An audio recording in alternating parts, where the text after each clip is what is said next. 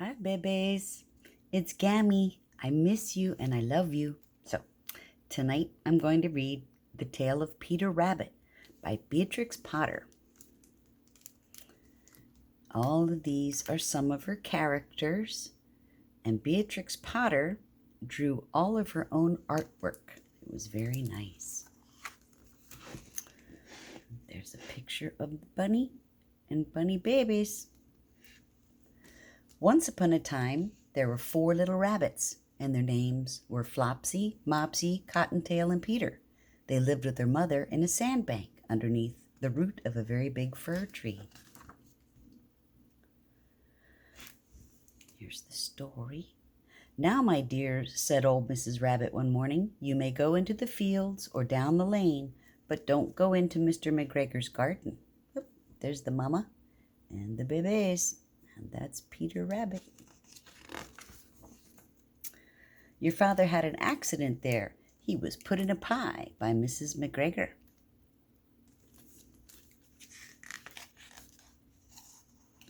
"Now run along and don't get into mischief. I'm going out." There's Mama Bear getting the kids ready so they can go exploring. Then old Mrs. Rabbit took a basket and her umbrella and went through the wood to the baker's. She bought a loaf of brown bread and 5 currant buns. There she's on her way to the shopping. Flopsy, Mopsy, and Cottontail, who were good little bunnies, went down the lane to gather blackberries. And there they're picking the blackberries, and a couple of birds are there helping too. But Peter, who was very naughty, ran straight away to Mr. McGregor's garden. There he goes. And squeezed under the gate. There he's squeezing under the gate.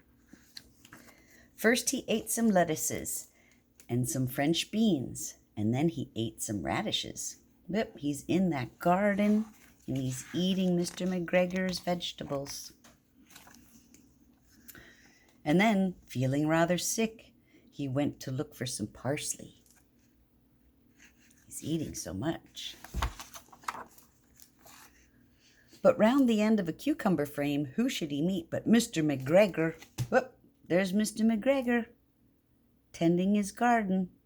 Peter Rabbit walked right around the corner and ran into him. Mr. McGregor was on his hands and knees, planting out young cabbages, but he jumped up and ran after Peter, waving a rake and calling out, "Stop, thief!" There's that bunny rabbit running away. Peter was most dreadfully frightened. He rushed all over the garden, for he had forgotten the way back to the gate. He lost one of his shoes among the cabbages. Oh, there's little Peter Rabbit's shoe. A bird is looking at it underneath the cabbage plant.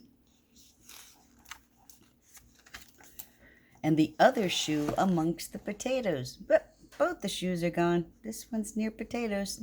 Bird's looking at it. After losing them, he ran on 4 legs and went faster, so that I think he might have got away altogether if he had not unfortunately run into a gooseberry net and got caught by the large buttons on his jacket. It was a blue jacket with brass buttons, quite new. He ran and ran, but got caught up into a fence, and his buttons caught on, and he was stuck.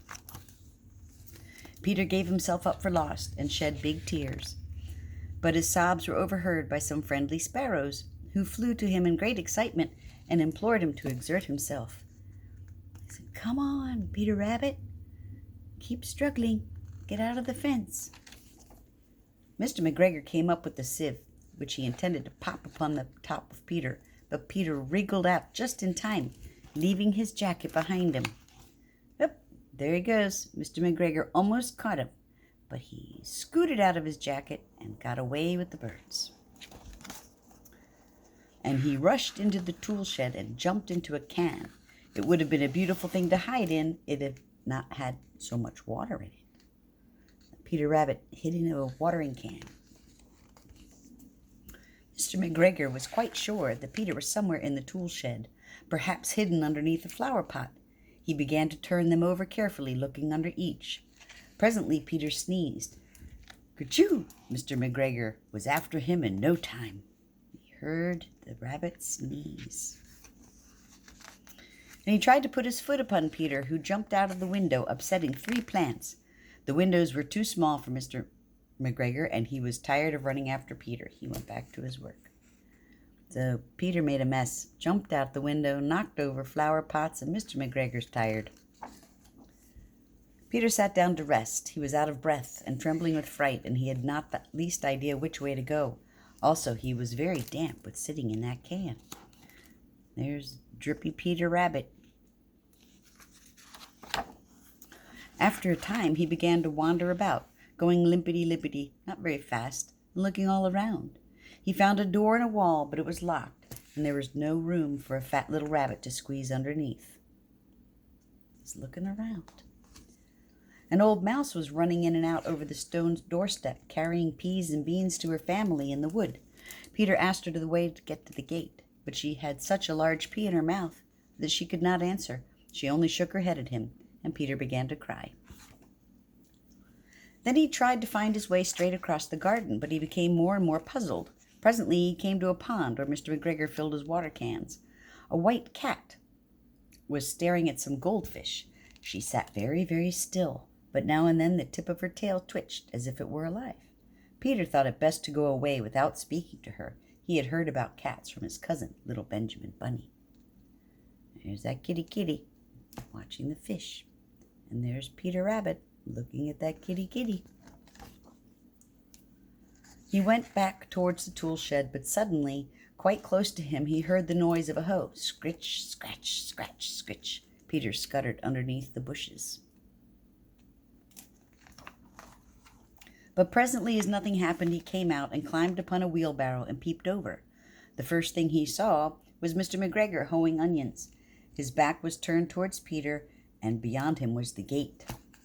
See, Peter has to get from here in the wagon, through the garden, past Mr. McGregor, through the gate. Peter got down very quietly off the wheelbarrow and started running as fast as he could go along a straight walk behind some black currant bushes. Mr. McGregor caught sight of him at the corner, but Peter did not care. He slipped underneath the gate and was safe at last in the wood outside the garden. Oh, Mr. McGregor's after him again, and he's scooting under that gate. Mr. McGregor hung up the little jacket and the shoes for a scarecrow to frighten away the blackbirds. See, he used Peter Rabbit's hat, coat, and shoes, put it on a pole, and made it a scarecrow to try to help make the scare the birds away. Peter never stopped running or looked behind him till he got home to the big fir tree. And there's the entry to the big fir tree.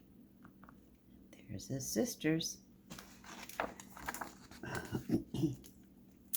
He was so tired that he flopped down upon the nice soft sand on the floor of the rabbit hole and shut his eyes. His mother was busy cooking. She wondered what he had done with his clothes. It was the second little jacket and pair of shoes that Peter had lost in a fortnight. He's so sleepy, he's all tuckered out. And there's his mama, wondering where his clothes went. I'm sorry to say that Peter was not very well during the evening. His mother put him to bed and made him some chamomile tea, and she gave a dose of it to Peter. 1 tablespoonful to be taken at bedtime. There's Peter Rabbit in bed. His mama is making him tea, and the 3 good bunnies are sitting there next to the fire. But Flopsy, Mopsy, and Cottontail had bread and milk and blackberries for supper. Ooh, look at that. They had a feast for dinner. The end. And there's the picture of the mama and her 4 bunnies. And that is the tale of Peter Rabbit by Beatrix Potter. Night-night, babies. Gammy loves you. I miss you.